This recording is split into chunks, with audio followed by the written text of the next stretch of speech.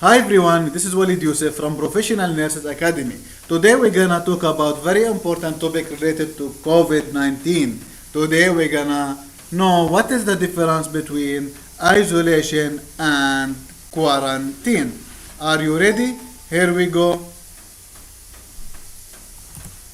So, isolation and quarantine help protect the public by preventing exposure to people who have or may have a contagious disease such as COVID-19.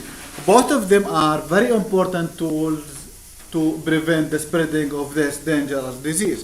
So in the coming slide, we will know exactly what is the difference between isolation and quarantine. We'll start with the definition. What is the definition of isolation?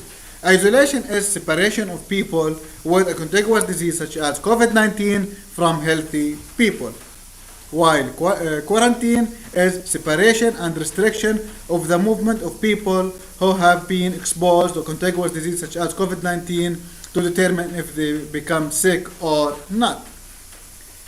Isolation involves people who have been medically diagnosed as ill.